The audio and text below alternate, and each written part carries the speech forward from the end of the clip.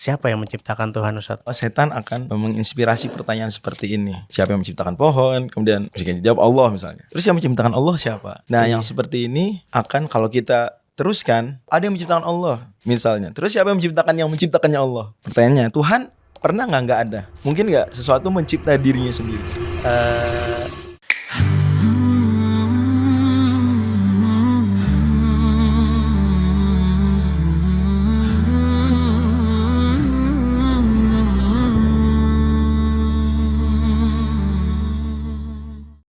Assalamualaikum warahmatullahi wabarakatuh. Waalaikumsalam Friends. warahmatullahi wabarakatuh. Ustadz, Ya. pertama kalinya kita alhamdulillah bisa bertemu di podcast, Ustadz. Alhamdulillah. Beliau Ustadz Nur Fajri Ramadan ini adalah seorang ulama muda dan beliau juga seorang hafiz Quran dan pemegang sanad 10 qiraat dan juga penulis buku Quran Mapping dan beberapa buku lainnya yang umumnya berbahasa Arab. Dan beliau juga seorang anggota Komisi Fatwa Metodologi MUI Pusat dan juga peneliti di Fakultas Hukum UI dan direktur syariah di www.learnquran.co. Semoga Allah limpahkan taufik dan keikhlasan bagi Ustadz Nur Fajri. Ini melanjutkan episode yang kemarin, Ustadz. Oh, oke.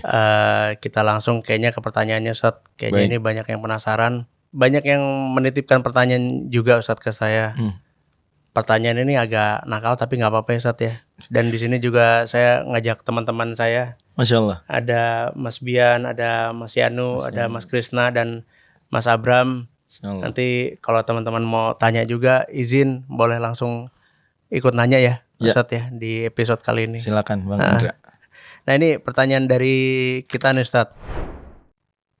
Siapa yang menciptakan Tuhan, Ustadz? Oh, Masya Allah. Langsung to the point, Ustadz. Ya. Jadi memang ini pertanyaan sudah Nabi SAW sebutkan bahwa setan akan menginspirasi pertanyaan seperti ini. Bahkan dalam sebagian hadis riwayat Muslim itu setan yang menjadi manusia jelma dan bisa ya dalam pandangan Islam makhluk-makhluk yang seperti itu bisa Allah izinkan menjelma jadi manusia dan dia kemudian bertanya, man khalaqallah? Siapa yang menciptakan Allah?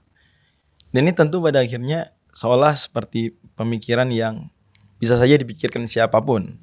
Dia bisa bertanya siapa yang menciptakan pohon, kemudian jawab Allah misalnya. Terus yang menciptakan Allah siapa? Nah, yang seperti ini akan kalau kita teruskan berujung pada misalnya nih, kita jawab ada yang menciptakan Allah. Oke, misalnya. Terus siapa yang menciptakannya Allah? Misalnya kita sebutlah X. Siapa yang menciptakan X?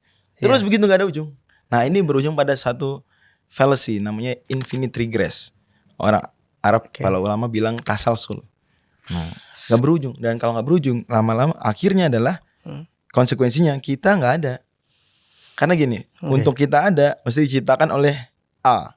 Ya. Untuk A ada mesti diciptakan oleh X. Ya. Agar X ada diciptakan oleh Y. Terus begitu umpama. Sampai tidak berujung. Pertanyaannya, apakah kita akan ada? Nah, kalau belum bisa dimengerti begitu, saya buat perumpamaan. B bilang ke A, ya, saya akan kasih HP iPhone, apa yang paling keren sekarang? iPhone 17 Pro Max ya. Pro Max.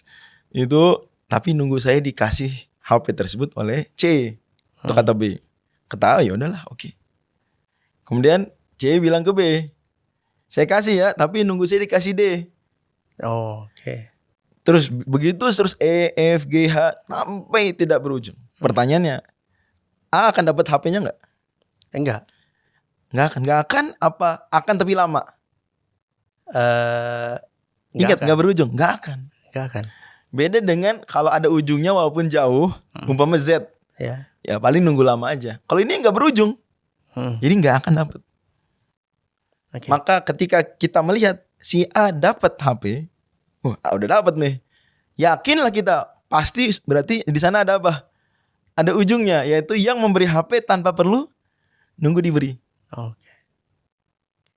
Ya, gimana Bang Indra? Udah mengerti dulu nih sampai sini? Iya, sudah mengerti. Cuma menyikapinya itu gimana ya, Ustadz ya? Maksudnya ya kita kan makhluk dengan penuh keterbatasan ya. Kita melihat segala sesuatu itu yang terjadi itu kan ada penyebab gitu. Alam terjadi ada penyebab gitu. Nah, kalau Tuhan itu ya pasti ada yang bertanya juga gitu, siapa yang menyebabkan Tuhan ada gitu. Sip. Nah, tadi kan Ustadz menyebutkan bahwa ini sudah pernah ditanyakan oleh iblis ya. Ya ini setan kata Nabi SAW akan setan. ya'ti ahadakum syaiton gitu kata Nabi. Itu apakah kalau orang bertanya itu bagian sama juga? Enggak, bisa jadi itu dia bertanya pemikiran saja belaka atau juga bagian daripada setan ini kemudian membisikkan. Bisa dalam pandangan Islam, setan bisa membisikkan. Tidak sadar, kita nggak sadar itu ternyata adalah kita sangka bisikan hati, ternyata itu bagian daripada godaan setan. Tapi poinnya adalah analogi tadi yang HP itu sebenarnya kita bisa analogikan kepada penciptaan kita. Karena kita ada, yakinlah kita berarti ada ujungnya, tidak terus-terusan. Itu ujungnya adalah yang maha pertama, yaitu al-awwal, Allah Subhanahu Wa Taala. Adapun kita selama ini melihat segala sesuatu mesti ada yang membuat, itu karena yang kita lihat sesuatu yang tadinya nggak ada terus ada. Jadi argumennya bukan semua yang ada mesti ada yang mengadakan, nggak begitu. Kalau begitu nanti kita bisa bertanya dong, kalau gitu Tuhan ada, siapa yang mengadakan Tuhan? Argumennya nggak begitu. Argumennya adalah semua yang bermula, semua yang hadis, yang kontingent tadinya nggak ada jadi ada, mesti ada yang mengadakan. Pertanyaannya, Tuhan pernah nggak ada? Nggak. Dia selalu ada. Seperti permisalan kita tadi, harus ada yang dia memberi HP tanpa diberi. Dalam hal ini harus ada yang selalu ada tanpa diadakan. Itulah yang kita sebut Tuhan. Nah, berarti kan saya masih kembali ke yang tadi Ustadz bilang bahwa hal ini pernah ditanyakan oleh setan itu ya gitu. Bisa dibilang itu kan bagian dari godaan setan. Betul. Ya Ustadz ya gitu. Nah, bagaimana sebenarnya kita bisa menghindari untuk, boleh nggak sih kita bertanya seperti itu, dan kalau memang tidak boleh ya bagaimana kita menghindari untuk tidak bertanya seperti itu, Ustaz. Al-Wazir Ibn Hubairah, ulama besar Hanbali, dalam kitab Al-Ifsah itu nyatakan bahwa pertanyaan seperti ini ya sah-sah saja kalau seandainya ada orang yang penasaran bertanya. Dan bahkan Nabi SAW dalam hadis riwayat Muslim itu pernah sahabat curhat, inna lanajidu fi anfusina ma yata'adhamu ahaduna an yatakallama bih. Kita punya nih di dalam perasaan kita, wahai Nabi, yang kita pengen nanya cuma gak berani, takut dikira kenapa-napa. Kata Nabi SAW, awaqad wajadtumu, beneran ada dalam diri kalian pertanyaan-pertanyaan yang dalam tanda kutip kata Bang Indra tadi nakal tadi. Iya. Kata mereka, iya bener Nabi. Kata Nabi SAW, dzaka sarihul iman, itu tanda iman yang jelas. Jadi kalau dalam pandangan Islam pertanyaan-pertanyaan seperti itu pertanyaan yang sehat, oke-oke saja, nggak masalah. Tentu bukan berarti kalau orang nggak berpikir pertanyaan tersebut dia imannya lemah, nggak juga. Tapi ketika orang ada punya pertanyaan seperti itu bukan berarti imannya lemah. That's the point. Jadi jangan kita bilang juga antum nggak pernah kepikiran pertanyaan tersebut, iman antum lemah, enggak. Tapi siapa yang kepikiran pertanyaan nakal tadi, kita nggak bisa blame dia bahwa imannya dia lemah. Nah, menarik adalah bahwa di Al-Quran itu ada seperti pertanyaan yang kita tuh diajak berpikir seperti itu. Ya, yaitu di surat At-Tur, surat 52 ayat 35 dan 36. Allah firmankan, am khuliqu min ghairi syai'in am humul khaliqun.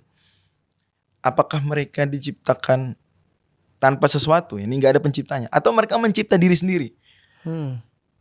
Pertanyaan, mungkin enggak sesuatu mencipta dirinya sendiri? Enggak mungkin, karena untuk bisa mencipta dia harus ada dulu. Cuman dia belum ada terus mencipta diri sendiri. Iya. Gak logis ya.